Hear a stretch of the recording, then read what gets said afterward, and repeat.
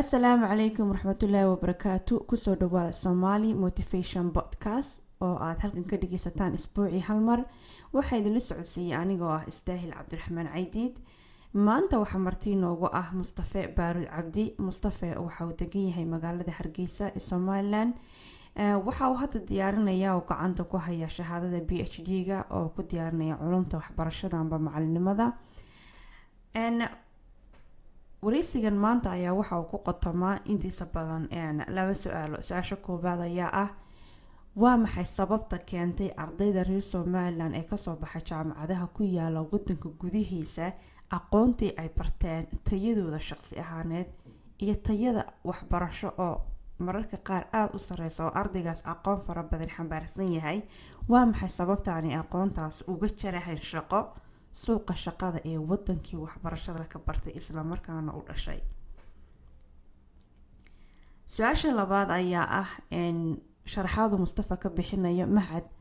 kii noociisa ah ee ugu horeeyay oo wadanka laga aasaasay oo asagoo aasaasay. Mahadkaas ayaa waxaa la yiraahdaa Akram. waana mahad sida uu sheegay ka shaqeeya research-ka amba cilmi baarista uu ku sameynayo tusaale ahaan ganacsiga. intaan qofkaasi ganacsi bilaabin ma yahay mid guuleysanaya ganacsigani, warbixin sidee eeg ayuu u baahan yahay, shaqaalihiisu noqon doonaan, lacag intee lagu soo saari doonaa, iyo research-ka macnahaasi inta badan wadamadan horumar laga sameeyo intaan shaqo la bilaabin shaqadaasi ma guuleysan doontaa, maxay ku guuldareysan doontaa iyo sidee u eg tahay. sidoo kale sida uu Mustafa sharixi doono mahadkan Akram uu bixiyay oo sababtu magaca ugu bixiyay wuxuu u soo gaabiyay uu sheegi doona ayaa waxa uu ka shaqeeyaa kor u qaadida heerka maskaxeed ee bini'aadanka amba dadka. sidee ay arrintaas suurtagal u tahay, maxaa ka qabtaa Mustafa ayaa in badan sharixi doona. aad iyo aad baan idinku soo dhaweynaya, waana ku mahadsantihiin waqtigiina dhageysanaysaan. kusoo dhawaada wareysigii aan ka qaaday Mustafa Baarud Cabdi. iyo sidoo kale xagga u dambeysa ee podcast-ka waa ka maqli doontaan wareysi kadib su'aal uu Mustafa aniga i weydiiyay. kusoo dhawaada wareysiga waa kan. Assalaamu calaykum waraxmatullaahi wabarakaatu. Mustafa, kusoo dhawow Somali Motivation Podcast. وعليكم السلام ورحمة الله وبركاته. وأنا ولا أستاهل ولا ما صنت. Mustafa Baarud, haddii aad isbarto dadka inta aan ku aqoonin waa kuma ayaad odhan lahayd Mustafa? ولا ولا ما صنت هاي هذه قدمان دقيستياشة حرونتن أما مسبوط كانت قيمها بدن. مستوى بارود عبدي ومواطن سوماليات قرر السومال لنا أو إما كدقن مقالة هرقيسة. dadka Ethiopia ka wada culumta sare PhD loo yaqaano gaar ahaan education-ka iyo siyaasadaha waxbarashada. hore waxaan u qaatay culumta xiriirka caalamka dawladaha jaamacadda Uganda ku taala Makerere la yiraahdo jaamacad dawladdu leedahay. waxay iga horeeyay business iyo business aan ka qaatay jaamacadda Hargeysa. inta ka sokow waxaan active ka ahay aad uga muuqda siyaasadda inkastoo imkaan bariyahan aad uga gaabiyay xagga education وجو لهي research يدا iyo waxa laan caasan ku qabanay iyo capacity building waxa uu yaqaanaan afka qalaad ama dadka la kobciyo awoodooda maskaxeed iyo farsamo. inta ka sokow anigu Mustafa ahaan dabayaqadii sanadkii aakhirka sanadkii markaan ku dhashay magaalada Hargeysa. Hargeysaanan base inta badan magaalada boqosh ma ku tagaa, laakiin Mustafa guud ahaan inta walaal weeye waxaan aad u xiiseeyaa in shaqada hayso in dadka la dhiirigeliyo, in dadka marba hor socodkooda iyo awoodooda soo isticmaal lahaayeen uga faa'iideysan lahayn loo sameeyo. aad ma san tolaal adiga ayaa mudan Mustafa. waqtiga marlaad baan kaaga mahad celinaya kuguna soo dhaweynaya. waxaad tiri hadda waxaan ka shaqeeyaa aan gacan weyn ka geystaa kobcinta waxbarashada iyo awoodaha dadka. kobcinta waxbarashada qofku markuu maqlo uu fahmaya, laakiin maxaad uga jeedaa awoodaha maskaxda? walaalo waxaan uga jeedaa maskaxda bini'aadmiga inta dambe bini'aadmu marka waxa la muujinay kamid tahay xubnaha jirka uun, laakiin imkan dambe cilmi baarid dambe lagu ogaaday oo badan la sameeyay in maskaxdu tahay xubinta ugu muhiimsan jirka bini'aadanka. sharciyanna waa saas oo takaaliifta iyo diinta halkay la hadasho ama ilaahay dadka la xisaabtamo waa caqliga. waxaan ognahay qofku markaan uu qaan gaarin waxba lama qabsado, markuu waalan yahay ama ilaahay dhimarkiisa ka qaadan waxba lama qabsado.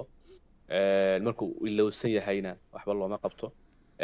markaan waxaa moodahayna jahli hayaan inta badan waa loo cudur daara waxaasuna waxay keenaysaa un waa awoodda maskaxda iyo siday saameyn ugu leedahay xataa waxa tallaabooyinka qadan waxa ka dhalanaya aqoontuna waxay kamid tahay waxyaabaha bini'aadmiga maskaxdiisa dee loo qaato og tahay jirka labadiisa qaybood qaybta waxaa muuqda nutrientkii macdanta iyo waxaan cunayna iyo cuntooyinkan baa inta badan wax u tara ruuxdana cibaadada iyo dee waxyiga soo tara maskaxdana wixii gala ee akhrido ay fahanto ay ku camal fasho ay qaadato ayaa sameeya waxa ka burmeen waxaan loo yaqaan creativity-ga perception-ka attitude-ka waxyaabahaas oo dhan waxay thinking-ka waxaasuna waxa weeye waxa loo adeemi ka yihiin shaqooyin ay maskaxdu ay qabato waxyaabahan koodna waxa kamid ah in qofka la tuso inuu qofku bilaadmigii uu yahay wax ka karaamo badan intuu ismoodayo inuu yahay wax mulkiyi kara ama la wareegi kara awoodiisa ilaahay siiyey markuu isticmaalo sayta uu isticmaalo waxyaaba badan oo imika u arka dhib inaan dhib ahayn laakiin ay yihiin tadriibaad ama wax uu ku tababaranayo iyo khibrado isagoo ururaya marka awoodda maskaxda laga wadaa uun inuu qofku dareemo inuu ilaahay siiyey xubin aad iyo aad muhiim u ah biologically hadday noqoto si u samaysan tahay iyo oxygeenta iyo dhiigga jirka ka qaadato iyo qiimaha ay leedahay iyo hadday noqoto functionally ba shaqooyinka ay qabato maskaxdu iyo dee awoodaha ay leedahay waxay dadka isdhaafiyeen maskaxuun tahay aanay dadku xagga waxa kordha ka siman yihiin marka halkaas halka muhiimka halkaas weeye taasan ka wadnaa waa sharaxaad aad u qiimo badan Mustafa markaan akhrinaya profilekaaga waxaa ka mid ahaa waxaa jirta maxad aad bilowday oo aad hadda cusub maxadkaad shaqada u qabanayo iyo saad u sharaxday aniga way isoo jeeday runtii waanan ka helay waana midan wadanka hore uga jirin haddii aan kuu dhaafo adiga maxadkaas magaciisa sababtaad magaca ugu bixisay iyo shaqooyinka uu qabto ma u sharaxi kartaa dhageystayaasheena walaal si fiican xaruntan waxaan u bixinay Akram African Research Center and Consultancy markii walaal soo noqonay anagoo arday ah iyo anagoo shaqaalaha badalka aan joognay iyo anagoo loo shaqeeyaa marka qaar ganacsi soo yar bilowday marka waxaan dareemaynaa baahida dadka jirta ayaa aad nagu cadaatay waxa jira farqi weyn oo u dhaxeeya wax soo saarkii jaamacadaha iskuulada iyo macaahidda iyo suuqii shaqada marka halkaas waxa yimi gaabkaas wuxuu keenay inaan wixin karno laba shaqo oo weyn baan qabanaa saan ku sheegay shaqada kooda waxa weeye waxaan u bixinay human development inaan capacity human planning develop karayno oo qofka tusaale ahaan dhalinyarada ka tababarno sidee shaqo u raadsan karayaan CV-ga hadday qorato hadday interview-ga noqoto skills-ka yar kooban waxaan kaloo ka caawinaa dhalinyarada inaan skills-ka shaqada looga baahan yahay computerka iyo luqadaha iyo waxa ka dhisno taasi waxa human development capacity waxaan u bixinay ogaanay go'aanaynta badan aan qaadanay ama siyaasadda ha noqoto ama ganacsi ha noqoto ama dawladda ha noqoto in lagu qaato uun kutirikuteen iyo male oo inaan ku qaadan wixii loo yaqaanay in research la sameeyo daraasad la soo ururiyo dadna wixii la taxo tiiba walaal keentay baahi badan kalada arrin baan imka badan nagu buuxina marka anagu waxaan ku eegnahay in qofka uu erid u baahay noo sheego dadna xog u soo ururino dadna xogtiida diyaar aan soo hordhigno tuna inta soo option baad haysataa waxa dalka jira waa saas xayawaan ogaanay istahil cajibka waxa kamid dadka xataa dabada naga imaada afu ganacsi uu bilaabaya magac buu la baxaya dadna yar buu joogay dadna wuxuu ka cararaya ganacsi u shaqeyn maayo wuxuu ka cabanaya qofka shaqaale xumo wuxuu ka cabanaya qofka waxa product waxaan u keenayo la iibsanayn wuxuu ka cabanaya kirada qaaliya leerka marka in qofku sameyn karo inta suuqa gelin maxaa challenge caqabadihii hore qabsaday maxay yihiin ganacsidii adeeg ka horeeyay small business ka ahaa maxay u kaceen maxay u adagtay in qof dalka dawladda ka yimi uu la qabsado ganacsiga dalka inta badan ay ugu fail garoobaan ama ku fail garoobaan marka hore su'aal noocaas qof isweydiinaa marka arrimaha qabanay kamid tahay iyo in iswaafajin bal duruufta dalka taagan iyo waxa iskuulka ama jaamacadda ama class lagu dhiganayo oo runtii aad u kala fog waa arrin aad iyo aad u xiiso badan inta badan caadiyeena ama businesska ha ahaato amba howlahan qabanayna ha ahaato dadkeena mid iyo dhib fara ku tiris oo isagu qabsada mooyaane ma jirto shirkad u aasaasan inay qofka tababarto ka kalena ay usoo raadiso macluumaad oo research u samayso maxaa idinku dhaliyay gaar ahaan qeybta researchka inaad ku dartaan Akram shaqooyinka uu qabto walaal waxa nagu dhaliyay ugu weyn waxa weeye inagoo markii hore 10 sano u dambeeyay umaynu dalku imka uu nabad doonaa inta hore dowlad dib u dhis iyo wax iska soconayay iyo siyaasadaha iyo dadku inay caga dhulka la helaan taasaa walaal keentay marka walaal waxaan u jirnaa annaguna aan u aasaasannahay waxa weeyaan waxa noo muuqday inuu jiro gaab weyn oo u dhexeeya jaamacadihii iyo iskuuladii iyo xarumihii iyo goobihii shaqada marka taas inaan buuxino qayb bay ka tahay waxaa kaloo jira walaalo in dee sida og tahay dhaqankeena ayaa weli jooga ah in qof afkiisa laga qaato ganacsi wuxuu bilaabay ama go-aanadii ama marba dareenka jira in lagu qaato oo aan lagu salayn si cilmiya aan lagu salayn waaqaca marka taasaa keentay inaanu inta badan samayno markaan aragnay ganacsiyo badan oo kacay oo inta la furay ama magacyo fiican leh ama dhaqaale fiican la geliyey markaan aragnay ra'yiyo badan oo guulaysan waayey markaan aragnay siyaasado badan oo dowladdu qaatay oo dhinaca wax qaldan ka soo baxeen laakiin muraadkoodu sax ahaa marka kii oo dhan walaal keenay kuwaas marka qayb ka ah waxyaabaha nagu kalifeen waxaan samayno waan gartay waxbarashada wadanka inta badan waxaa dhacda qofku intuu wax barto wadanka gudihiisa wax ku barto haddana isla wadanka gudihiisa uu ku shaqo beelo sababaha keena maxaa ka mid ah waxbarashadii wadanka ayaan wadanka waxba ka jirahayn mise qofku wuxuu baranayaa waxbarasho aan markaa shaqadii ay qaban lahayd wadanka looga baahnayn mise wadankiibaa soo saaraya dhalinyaro badan oo ka badan shaqadii wadanka taalay ka aqoon-yahaan ahaan wadanka gudihiisa iyo dibadiisa labadaba wax ku bartay oo ogaal u ah maxaad u malaynaysaa sababta ardayda amba dhalinyarada jaamacadaha ka baxday shaqa la-aanta ku keenta marka dhanka siyaasadda laga yimaado ee dhanka bulshada laga eego waad saxantay walaalood maasan tahay waxa u weyn intaad carabka ku dhufatay oo u baahan la balbalaariyo un waxaa ka kaa walaalo dee inagu bulsho ahaan dhaqaaleheen wuxuu ku tiirsan yahay xoolaha nool waxaa inoo soo raacaa waa beeraha waxaa soo raaca waa ganacsiga waxa loo yaqaano merchandise-ka ama in wax la soo iibiyo wax la sii iibiyo oo Soomaalidu ku amaanan yihiin inta badan marka waxbarashadeenu salka kuma hayso waxyaabaha saldhigga waa dhaqaalaheena waxay salka ku haysaa adeegyada dalka dhaqaalaha ku tiirsan yahay lagu barto arrimaha socialka tusaale ahaan marketingka businesska IT-ga DS-ka social work cilmiga noocaasa waa qayb taas waa ka mid oo waxa kala duwan waxyaabihii inaga dhaqaaleenu salka u ahaa iyo waxyaabaha jaamacadu bixinayaan taas waa factor muhiim oo weyn sheegtay waxaa kaloo walaal jira sida imka aqoonta loo bixinayo iyo sida suuqa looga baahan yahay oo aad u kala fog aqoonta imka waxay iska noqotay traditional inuu ninka degree qaato si guud u qaato business oo kale ka qaato business inuu yahay fiil aad u ballaaran taas waxay keenaysaa qofkii markuu suuq yimaado dee wixii looga baahan yahay xirfada ama suuqayn ama iibin ama xisaabaad oo kale inay ku noqoto wax wixii hore ka ballaaran qol yar oo kooban ama waxay noqon competitive waxay galadu yaqaanaan taas qayb ka tahay waxa kala qaybiyaduna aad muhiim u ah ka dadkii oo aan serious dhalinyarada aqoontoona serious ahayn waxaan ka wadaa saacad wax la baranayay manhajkii la raacayay si loogu dabagelayay iyo is ahaanshihii marba wasaaradda roolka wasaaradda ku lahayd dib marba reform lagu sameeyo waxbarashada dunida casriga ah wadagto walaalo imka doodaha ugu waaweyn ka soconaya dunida aad joogtaan horumarka waxaa kamid ah waxbarasho reform lagu sameeyo soo Mareykanka kale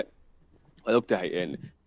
imka dooda waaweyn baa ka maraya in reform lagu sameeyo dalka Ingiriiska waad ogtahay waxyaabo conservative-ka aad ku baqaa in reform waxbarasho lagu sameeyo dunida horumartay ay kamid yihiin China iyo wax loo waaday waxyaabo kale waxa kamid ah waxbarashada mar walba lagu talo dalka baahidiisii tiinina waa naga maqantay duruufo badan oo jira wadeed haddana waxa u weyn ee Kenya waxa weeyaan ilmihii ama qofkii waxa la barayaa wax u badan theories marka hadhow dibadda imaadana uu waayayo ama ku adkaanaya waxaa kaloo igu jira ganacsigeeni oo wali samaysnayn inuu ganacsi aqoon ku dhisan noqdo oo iska wali ganacsi yar baa jira dalka dashkooda ka furan ta u badan baa laga yaabaa inay 500 qof ka shaqeeyaan haddii ugu badnaato ganacsi ahaan inta kale oo dhan waa small business medium waxay u yaqaaneen marka taasina qayb ka tahay oo suuqa soo saaro dad number badan la soo saaro suuqa ma liqi karayo numberkii badnaa oo ma keeni karayo meesha badan la shaqo tagaa dowladana waxa laga yaabaa marka qaran idafteed buux dhaafto duruufo iska badan yihiin laakiin waxa u weyn farta ku fiican waxa weeye bal dib loo eego manhajkii waxbarashada dalka oo taa waxaan u leenahay institutionada soo saara dad competitive ah inta badan suuqa kuma nasiib xuma taas la ugu weyn laakiin way ka sameeyeen walaalo engineer ha soo barto caafimaad soo barto wax kala ha barto inta shaqo la'aanta way ka sameeyeen ardaydu ha ku kala raagaan ha ku kala dambeeyaan laakiin taba duruufta waxbarashada shaqo la'aanta ama shaqo xumaantu way haysaa waan gartay waan runtii waan kugu raacsanahay ان haddii maanta ka Mustafa ahaan aad furi lahayd jaamacad aad isleedahay jaamacadda ardayga ka soo baxa wuxuu baranayaa waxyaabihii suuqa looga baahnaa aan tiiriga ahayn maadada aad oran amba qaybta amba faculty-ga aad oran lahayd kaasaan ka furaya oo dadka iyo bulshada iyo waxbarashada isku tolaya keebu noqon lahaa walaalay waxyaabaha iminka aadka ugu baahanahay iminka wax loo guuray online marka digital market ko kale suuqiisu aad buu fiican yahay oo dadweynuhu waxay ka guurtay maalinta waxaan ka qayb galay bandhigii la sameynayay akhriska qoraalka wasiirka xasan nala jooga waxbarashada dad badan oo yimi waxa weeye iminka inagu waxaan ka faa'iideysan karnaa adduunka wuxuu soo maray geedi dheer oo xagga internetkan iyo in adduunku digital noqdo inagu waxay guddamaysan kusoo beeganay oo inaga imka wada hadlayna inagoo meelo kala fog joogna maasha allah taas inagu ka faa'iideysan karnaayo waxaan samayn karnaa walaal in jaamacadaheena goob waxbarasho lagu soo kordhiyo online activity game ka adduunka soconaya sida qofku hadday noqoto cyber security hadday noqoto in wax lagu iibiyo ama lagu iibsado hadday noqoto in dadkii loo sameeyo CCTV kamaradihii security kamaradii marka waxa ka dhex socda imka adduunka internetku guuray inaguna aad baynu ugu fiicannahay bulsho ahaan iyo dal ahaanba oo iminka dalka imka East Africa eegto internetka Somaliland oo meelaha topka iyo Soomaalida guud ahaan top bay ka yihiin maalintan shaqada qaar u tagay waxay sheegeen 200 kun oo qof ay online yihiin every day marka taasna waa wax aad looga faa'iideysan karo taban noqon karta waxa kale oo iyaguna bannaan sectorkii kalluumaysiga waxa bannaan sectorkii beeraha oo dhulkan waa dhul fertile biyo badan imka la sii fahmay oo greenhouse badan imka la sameeyaa dadku waxbay beerayaan qof kasta inuu wax cunto la soo baxo rabaa waxa naga bannaan xoolihii oo inagu veterinary qodin ka naqaana laakiin xoolihii husbandry-gii hadday noqoto the range hadday noqoto marka inkastoo dhaqaale badan yihiin u baahan yihiin haddana haddii la sameeyo wax hadii la dadaalka waxa ku xiga technical discipline fara badan inkastoo different yihiin laakiin weli waa traditional waxay ku xiran yihiin injaar iyo ustaad iyo qof furniture laakiin weli waxyaabii qurxinta dhammaan naga maqan hadday noqoto aluminumtii hadday noqoto designadii kale fara badnaa sida wax loo dhisayay architecture-ka marka waxaas oo walaal waxyaabo u baahan in la furo oo imka shaqo lagu heli karo diyaar loo yahay wax la sheegay maalin iga sheekeynay mid sahan marmarka oo kale inta lagu dhiga halka mitir inay $20 lacag ka badan tahay oo qofku aanu maalin quriya ku qadahayn hadduu barto marka laakiin ay ku xiran tahay amaanadii iyo discipline-kii waxyaabaha istayl aan raacay waxa kamid ah aqoontii ka sii dilaya waxa discipline-kii waxa kamid ah adkaysigii waxa kamid ah qofku inuu committed noqdo oo shaqada xil ka soo baxayo waxa kamid ah qofku punctuality-ga ilaalinayo amaanadii waxaas oo waxyaabo badan oo farta lagu godayo way inagoo dad islaam ah hadana shaacadaheena qofka xagga akhlaaqiyadkiina ma raacinayaan oo wax la inaga cabanay waxa kamid ah inayna hawl ka rahayn inaan runtii aan qofku sheegayn inuu wuxuu qabanayn waxa laga cabanay khiyaamo badan oo ku jirta shaqadeeni oo wixii qofka kala shaxaday saacadihiisii iyo wixiisii marka arrimahaas oo u baahan wala la hagaajiyo la toosiyo waan gartay dhalinyarada wadanka ku nool waa in ku faraxsan wadanka gudihiisa oo riyo leh oo raba inay wax qabtaan wax gaadhaan wax qabsadaan iyo in aaminsan in ay nolosha quruxdeeda iyo horumarkeeda labaduba ay ku xiran yihiin inay dhoofaan amba ay tahriibaan iyo dad kale oo iyaguna dhalinyarada niyad jab ku hayo u arko qofka wadanka wax ku bartay waxbarashadiisa inaanay quality lahayn isagu inaanu dhisnayn aqoontiisa inaanay waxba ka jirin waxyaabahaasoo dhan waa wax motivationka amba dhiirigelinta nololeed ee dhalinyarada wadanka ku nool saameynaysa maxaad ka odhan lahayd markay noqoto dhanka motivationka iyo sidii nolosha u wajihi lahaayeen iyo naftooda u aamini lahaayeen inta dhaleecaynasana iskaga caabin lahayd walaal wuxuu odhan lahaa ma jirto meesha adduunka meel qofka inta lagu soo dhigo inta afka lagu gurayaa taas iyaguna og yihiin qof kasta og yahay dadku kala fulaysan yihiin oo marka nolosha adkaato ama wax yar waayo ama ragga qaarna yaacaan dadka qaarna yaacaan qaarna u adkaystaan wuxuun bay si xaqiiqadu tahay waxa weeye qofku ka challenge badan yahay ayuu noloshan ka guul badan yahay oo ka kifaax badan yahay qofku ka caqabada badan yahay buu ka adkaysi iyo qofnimo badan yahay lab iyo dhadig ku doona noqdo hooyo iyo hooyada ama qof waxba ha noqdo waxa weeye qofka duruufta ayaa macallin u ah haddii uu noqono dalka nimka dhan ay dhistaan magaalada inta leeg shaati 30 kilomitir dadka dhistay dad mii ka yimi oo waxba haysan ama xoolo qoriye yaqaanay haayeen nolosha inta leeg oo kuwa sameeyay hadday nasiib helaan inuu jaamacada noo diraan ama jaamacada gal wax laga yaabaa abayaasheen iyo hooyo kana jaamacada galin ana xabaranin aanay waqtiga helin laakiin taas way kifaax ay ku sameeyeen waxay aniga la gudboon oon dhalinyarada kula talin lahaa waa inta nolosha naga maqan una inaguna buuxino jiilkana inayna bedelayana sidii ay wixii caqabadana helaan iyagana u helin ha laga fikro qofka wax baranaya maanta waxbarashada jaamacad kuma xidhne adduunka oo dhan bay meel walba ay taallaa jaamacad ninkii shaqo tegaya maanta shaqada meel walba ay taallaa waxaan hubaa Ethiopia waxaan ka bartay Uganda waxaan ka bartay hadday noqoto fursadaha bannaan Somaliland ka bannaan ama Soomaaliland ka bannaan meel ay ka bannaan ma jirto tahan Ethiopia 100 milyan oo qof hatta cuntada ku loo galaa Suudiyada ku loo galaa nolosha ku loo galaa Uganda waxbarasho ka soo baxay 40 qof jaamacad qulub ayaa hal mar graduate garanaya inaga dalka oo dhan bay ka soo baxayaan 3 qof wax aasoo dhan waxay keenayaan waa fursado qofka chance u siinay inuu qof noqon karo imka dalka oo dhan wada tii ma jirto qof kasta wuxuu u qabtaa haddii ma qof wax qaban gurigooda jooga cuntadiisa iyo maryaha loo meereeyo iyo wuxuu soo socotaa ma jiro qof maanta baahi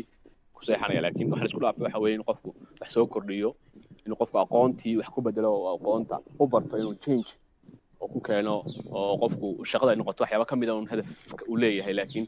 noloshan iyo mas'uuliyadda uu qaado oo dhalinyarada waxaan lahaa lacagta iyo waqtiga gelinaysa in qurbaha ku tagtaan waxa ka fiican idinku si xaragal u tagtaan idinka oo wax ka weyntaas sida oo aqoon doonanaya ama aqoon geynaya waxaan garanaysaa soo dhinoo dhalinyaro ah oo inta wax ku barteen maanta iyaga dib ama hay'adaha u shaqeeyaan ama jaamacadaha waaweyn ka soo baxaan iyaga dib hawdhiga dib iyaga loogu yeero marka waxaan leeyahay dhalinyarada i maqlaysa iyo inta sii maqli doontaba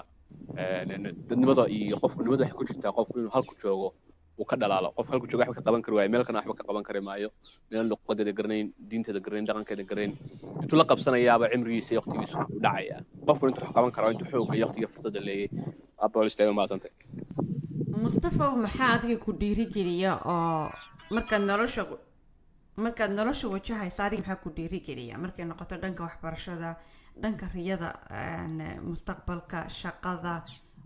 maxaa adiga shidaal ku siiya wallahi walaalay aniga waxyaabaha ugu waaweyn shidaal sida waxa kamid ah in horta inaan bal wuxuun subax kasta soo kaco bal inaan wuxuun nolosha ku soo kordhiyo oo wuxuun qabsado waa waxyaabaha waaweyn bay kamid habeenkii marka saxan xidhaa bal maxaa maanta aad oran kartaa waxba ku soo qabsoomay noloshada kamid ah waxyaabaha walaal aad ii dhiiriga waxa kamid ah bal wuxuun qof nolosha bilaadmiga joogan oo wuxuun ka caawiyo qof aan xaraf u sheegana ha noqoto qof aan caawiyaa noqoto in dadka kale marba bal iyagana noloshooda laga fikro sidaan walaal ku sheegay anigu familygaygu waxaan ahay qofkii ugu horreeyay qoyskayga darajada aqoonta ka gaadha aabahay hooyaday midna dad wax bartay ma ahayn aabahay af Soomaali buu qori jiray alla labada ha u naxariisto laakiin waxay awoodayeen wax isku geeyaan bal anigu wax barto aniga inta ila faca qayrkaaba ila midkaaba dhamaantood isku mid baan nahay markaan waxaas leeyahay bal haddii mar adiga hooyaaba ku turtuursadeen adiguna bal wixii ka gaari karto dadka gaarsii nolosha qoris isku dhiib qof nolosha u dhiibaya lagu waari maayo waxaan ka tegaynaa waxa weeye raadka nooc uu yahay aan sameeyno dadka dhalinyarada wax mashquulinta badan inay iyagoo tabcan ay nastaan waxaad dhalinyarada la tajiro gaari wata rabo inuu guri dhisto rabo inuu markii guursado dadna nolosha isku beebeeganto waa walaaltaasi waa qariib waa xad qariiba qofka bilaadmiga malihi iyay sameeyay laakiin waxa leeyahay tacabku intaas wariya maaha tacabku waxa weeye bulshada inay bedelo sababta waxa kamid ah in waxbarashada la hagaajiyo waxa kamid ah in danaha bulshada laga shaqeeyo waxa kamid ah in taaful in dadka aqoontu ay tusto in inagu ka duwanahay dadka inta kale marka arimahaas ayaa ugu muhiimsan guusha waxyaabaha u badan ee adduunka lagu roosay kamid tahay guushu oo qof si uu qeexaa waxaan ku xinta badan waa philosophy word ama waa su'aal falsafadeed qofku wuxuu aaminsan yahay iyo adduunka wuxuu arko laakiin haddii sida uu fududaan u sheegno guushu waxa weeye guusha ugu qofka bilaadmiga gaadha waxa weeye inuu habeenkii fresh tago isagoo u arkay inuu qabtay wax sax ah oo right things waxaasa waxaan ka wadaa ninka maanta adduunka ugu lacagta badan Bill Gates iyo islaantiisa Manila waxa uu qabtaan waxa kamid ah inay dad baahan wax siiyaan ama ay dhisan noqoto kaneecaha noqoto rifmaha noqoto yani tacabkooda dadka LinkedIn kala socdaa maalin habeen wax ka shaqeynayaan arrimo khayriya marka wad dareemaysaa inaan lacag inuu sameeyo yani guusha uu arkay laakiin uu bedelay mowqifkiisa ahaa inuu lacag sameeyo haddii la weydiin lahaana wuxuu dhan lahaa waxaan dooran lahaa inaan qof caawiyo marka wad dareemaysaa walaalo nin baa arkay inuu madaxweyne noqdo nin baa arkay inuu wasiir noqdo nin baa arkay laakiin waxa isku imanaysaa intuba in dadka kale la caawiyo marka guusha waxa weeye inaad to think beyond yourself inaad isku dayo qofka dadka bini'aadamka kala nool aad caawiso oo aad noloshooda oo culayska waana xadiiskii rasuulka ah hadii qof kale walaalkii ka jara kurba ama nabar ilaahay nabarkiisu isna akhra ka jamaka guush wax madow inay tahay inuu qof u jido wax naftiisu ka sareeya soo xaqeejin lahaa in bulshadan iyo bini'aadankan iyo noolahan kala noolaay oo culays uga saar lahaa وشرحات هذه قروح بدن ضد واحد جدد بدن عرنتي ورثة معلومة البقف والأمريسان يسأل شو ويديا قف والبوح وكجواب سي قف كي هرك حساب بدن عم أنا في لهين وأنا برنتي يعني وجهلا وأنا قروح وأنا شرحات قروح بدن عن نفط هذا وحكة بدن آمنته أو عاد جوشة سي بلارسو أنا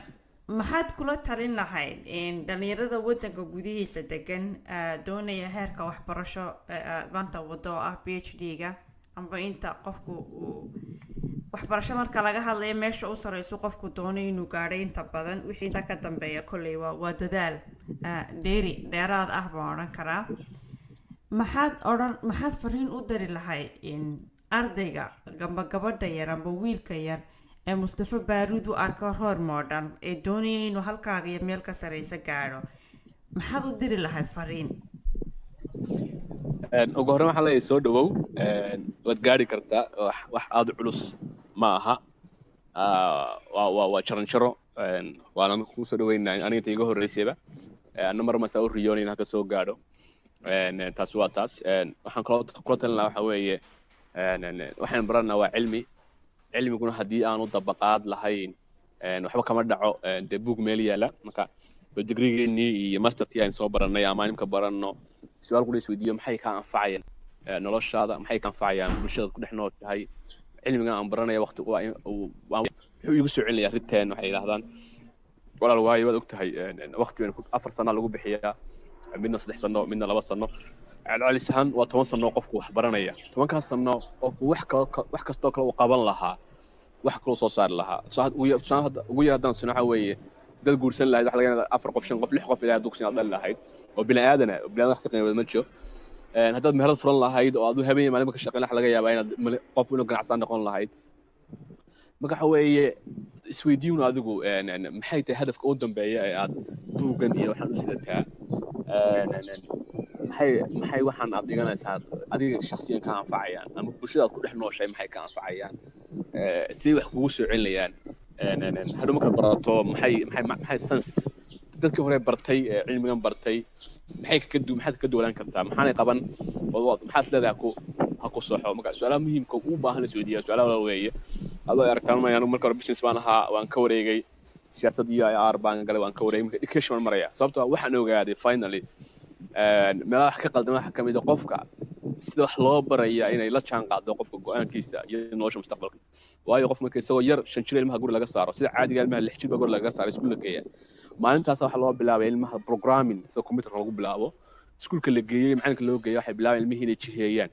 si toos ah si dadbanba saaxiibada u qaliyanayo macalinka uu la kulmayo waqtiga uu saacadu ka maqnaan inta waxa ilmaha wax ku yeelanayaan waxay tusayaan ama way qiimo tirayaan ama qiimo sheegayaan وصبتي من كل على دمان سكول واحد برشلونة دي بلوغ دقي فري لاين ستايل واحد هذان تلقى هرمار المهرن سكول كله جي الموسيقى عيار إلى أنتم كورية لكن نقول دكتور المهر من عادة لقينا سكول بلقينا دنا تايم على بس نهدو حلقة المهي إنه حتى خلط كيبا واركو إنه وح أبي خلطه دنا خلدمي بكري وقفنا خلدمي نولي هرمار الدون كان لوش كمسوا قاعدة إني ما كنت لقوا قصله امتحان كدو wax fiican keenay la yaabo ama la banish gareeyo ama ilmi torture dadna ilmi u arko notion ay tahay one way that ways hada waxba qaldahayn waxba sameyn dadna waa aad dolan loo shaqada u tahay arinta kale aan u baahanahay inaan xagusiyo waxbarashadu lagu barayo waxa weeye in noloshan kugu xeeran wax laga barayo oo waxaan sameeyay maxay u yihiin isweydiin karto why noloshan isku xeeran anigu maxaan why dadka qaar horumaray maxay horumareen question isweydiin mar walba waxa why hadan way laga ani waxbarashada ka caawin kara xayn waxa weeye waxbarasho ma salahan suuqana waxa weeye waxay imka bixiyeen gaaladu life expectancy ga sahan cimriga qofka bil aadamiga dunida waa lagu kala horeeyaa dalka qaar ba 78 gaar dalka qaarna 40 iyo 50 ma dhaafaan afrikaan maxaan keenay duruufta qofka ku xeeran ayaa mid walba u saamaxaysa qof marka wax bartay jimicsi buu samaynayaa cunto caafimaad qabtuu cunayaa dowladdiisu la xisaabtamaya isagiibaa go-aan saxa qaadanaya halistu iska ilaalinaya cabitaanka sigaarka khamriga qaadka waxaan dhan iska ilaalinaya waxaan waxa keenaya qofkii wax bartay ee wax la soo baray taa cagsigeeda inaga dadka qaarna iyaga wax bartay isoo bahay professora nin weyn oo aqoon-yahan mutacallin haddana noloshiisii wax badan aanay bedelin ama aanay keenin marka waxaan ka wadaa waxa weeye aqoontaada raadsanaysaad waqtiga gelinaysaad maal gashanaysaa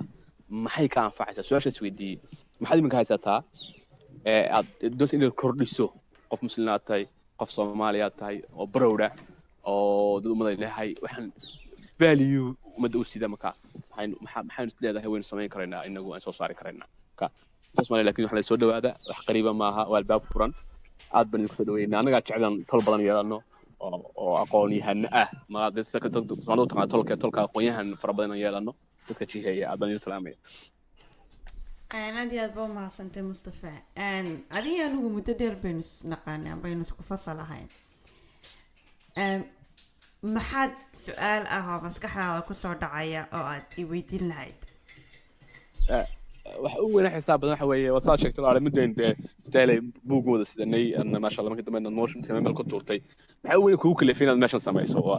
adiga laftaadu adigoo hooya shaqeeya haddana waqtiga imka igu lahayd wax ka soo baxay chairman ku jira markii toos wada bilowday waxaan weyn ku dad ka riixaya waa maxay wasaal wanaagsan qof waxyaabaha aan waqtiga free time ka aan sameeyo waxa kamid ah inaan bugaagta loo yaqaano self development-ka ayaa runtii bugaagta aan xiisin jiroon akhriyi jiray sanadadii u dambeeyay waxaa laga dhigay audio wax laga yaabaa buuggii inaad dhegaysato 2 maalmood 3 maalmood amba week aad 2-3 buug ba dhegaysato markasta oo aan dhegaysanaya amba aan akhrinaya amba aan ku dhex jiro fiilkaas waxbaan ka bartaa nolosheeda waxbay ka bedeshaa tusaale ahaan waxa laga yaabaa stresska sida loo handle gareeyo amba anxiety-ga amba time planning-ka iyo waxyaabahaas oo dhan amba motivation-ka amba wax kor ku qaad yani waxyaabo badan oo ku faa'iideynaya inaad barataaya laga yaabaa waqtiyadii dambe waxaan lugaha la galay oo runtii ka shaqeynaya journalism-ka waxaan arkay journalism-keena inay ka maqan tahay waxyaabaha social-ka ah ee aan siyaasadda iyo waxyaabaha ku lug lahayn ee haddana ma garanaysaa dadka wuxuu taraya wax baraya taas ay igu kaliftay runtii inaan sameeyo podcast-kan oo aan doonay inaan buuxiyo gaabka bannaan ee self development-ka iyo social-ka ka hadlaya in siyaasad lug ku lahayn maasha Allah aad baad u maasantay waan dareemayaa Mustafa Baarud aad iyo aad baan kaaga mahad celinayaa waqtigaaga maanta iyo sharaxaad badan inaad runtii aad ka bixisay arrimaha dhalinyarada iyo waxbarashada iyo sidaabaha wax looga bedeli karo iyo Akram shaqooyinka uu ka qabto aad iyo aad baan ku salaamayaa waad mahadsan tahay adiga madawlaal style aad iyo aad baad mahadsantahay السلام عليكم ورحمة الله وبركاته